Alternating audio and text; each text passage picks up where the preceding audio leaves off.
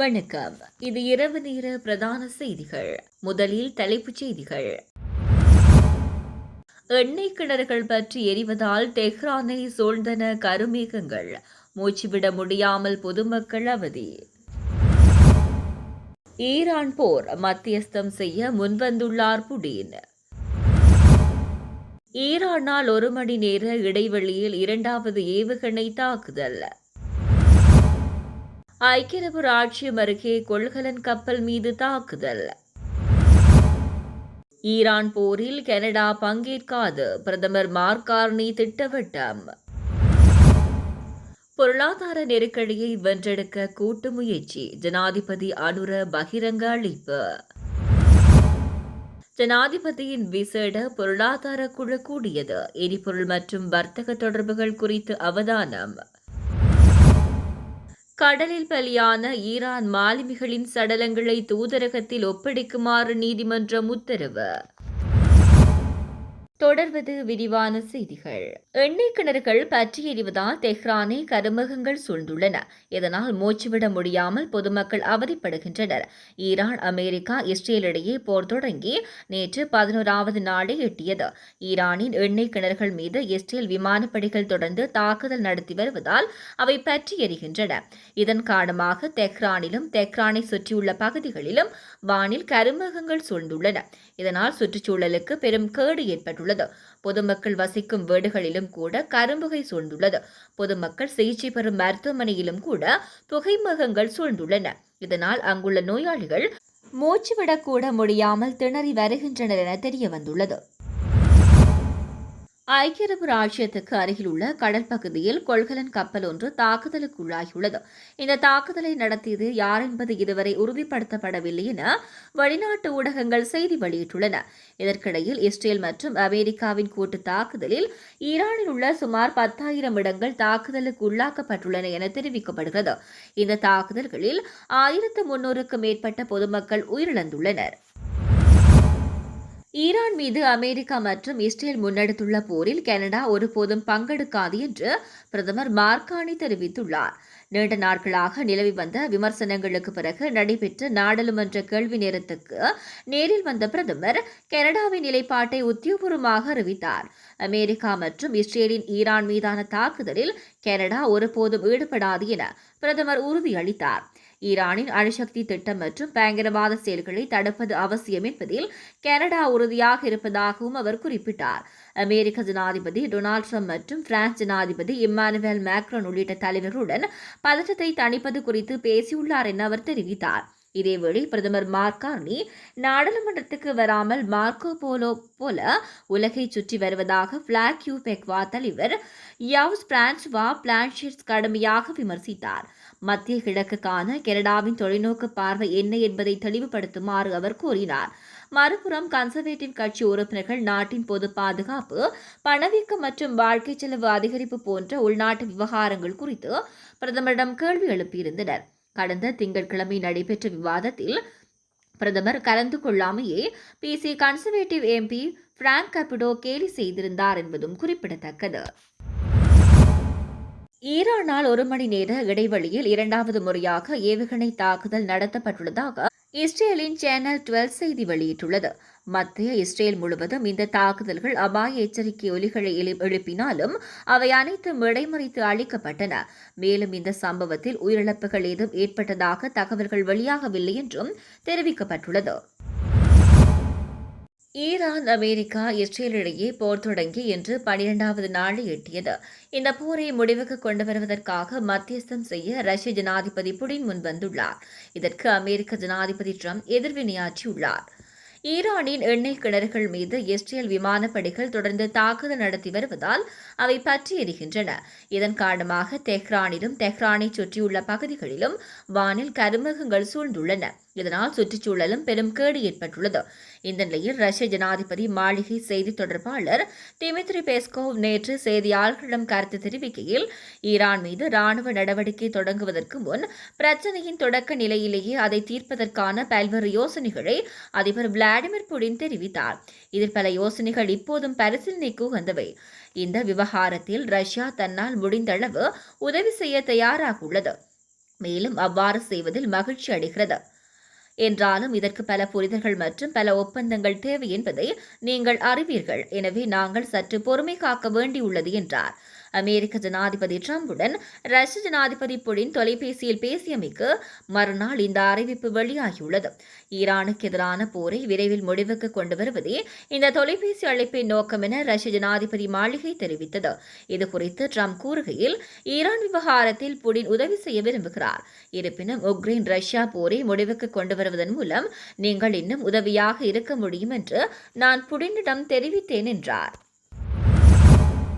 காலி போதனா வைத்தியசாலையின் 2 நடமாடும் குளிர்பதன அறைகள் வைக்கப்பட்டிருந்த 84 ஈரானிய மாலுமிகளின் சடலங்களை ஈரானிய தூதரக அதிகாரிகளிடம் ஒப்படைக்குமாறு காலி பிரதம நீதவான் ஜமீர தொடங்குட இன்று உத்தரவிட்டார். காலி போதனா வைத்தியசாலையின் பணிப்பாளருக்கு இந்த உத்தரவு பிறப்பிக்கப்பட்டுள்ளது. காலி துறைமுக போலீசார் இது தொடர்பாக காலி பிரதம நீதவான் நீதிமன்றத்தில் முன்வைத்த விசேட கோரிக்கையை பரிசீலித்த பின்னரே நீதவான் இந்த உத்தரவை பிறப்பித்துள்ளார். இலங்கைக்கு அப்பால் இந்து சமுத்திர பிராந்தியத்தில் அமெரிக்காவின் தாக்குதலில் உயிரிழந்த இந்த மாலுமிகளின் உடல்கள் சட்ட ரீதியான நடைமுறைகளுக்காக கடந்த சில நாட்களாக காலி போதனா வைத்தியசாலையில் பாதுகாப்பாக வைக்கப்பட்டிருந்தன. தூதரக அதிகாரிகளிடம் ஒப்படைக்கப்பட்ட பின்னர் இந்த உடல்கள் ஈரானுக்கு அனுப்பி வைக்கப்படுவதற்கான ஏற்பாடுகள் முன்னெடுக்கப்படும் என எதிர்பார்க்கப்படுகிறது. தனித்தனியாக இல்லாமல் கூட்டு முயற்சியுடன் செயற்படுவதன் மூலம் மத்திய கிழக்கு போர்ச்சூழலால் ஏற்பட்டுள்ள பொருளாதார சவால்களை வெற்றி கொள்ள முடியும் என்று ஜனாதிபதி அனுரகுமார திசாநாயக்க தெரிவித்துள்ளார். கொழும்பில் நேற்று செவ்வாய்க்கிழமை நடைபெற்ற இலங்கை இளம் தொழில்முனைவோர் சபையின் 2026 வருடாந்த பொதுக்கூட்டத்தில் முதன்மை விருந்தினராக கலந்து கொண்டு உரையாற்றும் போதே அவர் இதனை தெரிவித்துள்ளார். தலைமுறையாக வலுவான நாளையை உருவாக்கும் இன்று எனும் தொனிப்பொருளின் கீழ் இந்த மாநாடு நடைபெற்றது. ஜனாதிபதி அங்கு ஆற்றிய உரையின் முக்கிய அம்சங்களாக தற்போது ஏற்பட்டுள்ள நெருக்கடியானது 2022 ஆண்டை போன்ற டாலர் தட்டுப்பாடு அல்ல என சுட்டிக்காட்டிய ஜனாதிபதி, இது விநியோக பாதைகள் முடங்கியதால் ஏற்பட்டுள்ள ஒரு வெளிப்புற அதிர்ச்சி என குறிப்பிட்டார். மார்ச் மாத தொடக்கத்தில் $70 இருந்த ஒரு பீப்பாய் மசகு எண்ணெயின் விலை தற்போது $100 வரை உயர்ந்துள்ளதாக உலக சந்தையில் நிச்சயமற்ற நிலை உருவாகியுள்ளது எனவும் அவர் தெரிவித்தார்.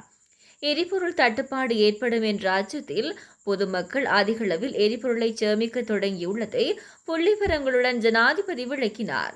மார்ச் 1 4500 கிலோ லிட்டர் இருந்த டீசல் விற்பனை மார்ச் 3 10,500 கிலோ லிட்டராக அதிகரித்துள்ளது. பீதியடைய தேவையில்லை. அடுத்த 2 மாதங்களுக்கு தடையற்ற எரிபொருள் விநியோகத்தை உறுதிப்படுத்த அரசு நட்பு நாடுகளுடன் பேச்சு நடத்தி வருகிறது என்றும் அவர் உறுதியளித்தார். நவீன தொழில்நுட்பங்களுடன் நாட்டை முன்னோக்கி கொண்டு செல்வதே அரசின் இலக்கு என தெரிவித்த அவர், அதற்கான விரிவான திட்டத்தில் டிஜிட்டல் மயமாக்கல் முக்கிய அங்கமாகும் என்றார். செயற்கை நுண்ணறிவு மற்றும் தரவு மையங்களை மையப்படுத்திய பொருளாதாரத்தை நோக்கி நகர இந்த வரவு செலவு திட்டத்தில் 6.5 பில்லியன் ரூபாய் ஒதுக்கப்பட்டுள்ளதுடன் இந்த ஆண்டு இறுதிக்குள் டிஜிட்டல் அடையாள அட்டை கட்டாயம் வெளியிடப்படும் என்றும் ஜனாதிபதி தெரிவித்தார். நாங்கள் பதவியேற்ற போது இருந்த பொருளாதார ஐயங்கள் இன்று நீங்கியுள்ளன. 2025 இலங்கை வரலாற்றில் மிக குறைந்த வரவு செலவு திட்ட பற்றாக்குறையை பதிவு செய்துள்ளோம். இப்போது எமக்கு தேவைப்படுவது அசைக்க முடியாத வெளிப்புற மற்றும் உள்நாட்டு அதிர்வுகளுக்கு தாக்குப்பிடிக்கக்கூடிய ஒரு பலமான பொருளாதாரமாகும் எனவும் அவர் மேலும் குறிப்பிட்டார். இந்த நிகழ்வில் வலுசக்தி அமைச்சர் குமார ஜெயக்கொடி, இலங்கை இளம் தொழில் முனைவோர்கள் சபையின் புதிய தலைவர் சுரேன் சந்திரரத்ன, முன்னாள் தலைவர் மஞ்சுள விஜயசுந்தர உள்ளிட்ட பல முக்கியஸ்தர்கள் கலந்து கொண்டனர். வெளிப்புற அழுத்தங்களுக்கு மத்தியில் இலங்கையின் பொருளாதார ஸ்திரத்தன்மையை பாதுகாப்பதற்கும் பிரஜைகளின் நலனை உறுதி செய்வதற்கும் ஜனாதிபதி அனுரகுமார் திசாநாயக்கவின் முன்மொழிவுக்கு இணங்க நிறுவப்பட்டுள்ள பொருளாதார கண்காணிப்பு குழு நேற்று செவ்வாய்க்கிழமை மாலை ஜனாதிபதி அலுவலகத்தில் கூடியது. தொழில் அமைச்சரும் நிதி மற்றும் திட்டமிடல் பிரதி அமைச்சருமான அனில் ஜெயந்த பெர்னாண்டோ தலைமையிலான இந்த குழுவில் ஜனாதிபதியின் சிரேஷ்ட மேலதிக செயலாளர் ரசல் அபன்சு செயலாளராகவும் அழைப்பாளராகவும் செயற்படுகிறார். மத்திய வங்கி ஆளுநர் கலாநிதி பி நந்தலால் வீரசிங்க, திரைசேரி செயலாளர் கலாநிதி ஹர்ஷன சூரிய பெரும, ஜனாதிபதியின் சிரேஷ்ட ஆலோசகர்களான ஹான்ஸ் விஜயசூரிய மற்றும் துமிந்த ஹூலம்புவ, கைத்தொழில் மற்றும் தொழில் முயற்சியாண்மை அபிவிருத்தி அமைச்சின் செயலாளர் திலகா ஜெயசுந்தர, இலங்கை பெட்ரோலிய கூட்டத்தாபனத்தின் தலைவர் DJASDS ராஜகருணா, லிட்ரோ கேஸ் லங்கா நிறுவனத்தின் தலைவர் சன்ன குணவர்த்தன, இலங்கை துறைமுக அதிகார சபையின் தலைவர் கலாநிதி பராக்கிரம திசாநாயக்க, இலங்கை ஏற்றுமதி அபிவிருத்தி சபையின் தலைவர் மங்கள விஜயசிங்க, வெளிநாட்டு முதலீடுகள் தொடர்பான ஜனாதிபதியின் விசேட பிரதிநிதி ஹனீப் யூசுப், இலங்கை தேயிலை சபையின் தலைவர் RK ஒபேசேகர, இலங்கை சுற்றுலா அபிவிருத்தி அதிகார சபையின் தலைவர் புத்திக ஹேவாவசம், வெளிநாட்டு வேலைவாய்ப்பு மற்றும் சுற்றுலாத்துறை அமைச்சின் மேலதிக செயலாளர் உள்ளிட்டோர் இந்த குழுவின் உறுப்பினர்களாக செயற்படுகின்றனர். தற்போது மத்திய கிழக்கு பிராந்தியத்தில் நிலவும் போர்ச்சூழலினால் ஏற்பட்டுள்ள உலகளாவிய பொருளாதார ஸ்திரமற்ற தன்மையினால் இலங்கை பொருளாதாரத்துக்கு ஏற்படக்கூடிய மோசமான பாதிப்புகள் மற்றும் அந்த நிலைமையில் சந்தை நிலைமையை ஸ்திரப்படுத்தல் மற்றும் பிரஜைகளின் பாதுகாப்புக்கு மேற்கொள்ள வேண்டிய துரித நடவடிக்கை குறித்து இங்கு விரிவாக ஆராயப்பட்டது. ஒரு சிறிய திறந்த பொருளாதாரத்தை கொண்ட நாடு என்ற ரீதியில் வெளிநாட்டில் பணிபுரியும் தொழிலாளர்களின் பணப்பரிமாற்றம் மற்றும் அந்த வலிய நாடுகளுடனான வர்த்தக தொடர்புகள் மற்றும் முதலீடு என்பவற்றிலே எரிபொருள் இறக்குமதி தங்கியுள்ளது. அதனால் இலங்கைக்கு வெளிப்புற பொருளாதார அதிர்வுகளில் இருந்து பாதுகாத்துக் கொள்ளும் எச்சரிக்கை மற்றும் அவற்றை தொடர்ச்சியாக கண்காணித்து மேற்கொள்ள வேண்டிய முக்கியமான கொள்கை ரீதியான நடவடிக்கைகள் தொடர்பாகவும் இதன்போது ஆராயப்பட்டது.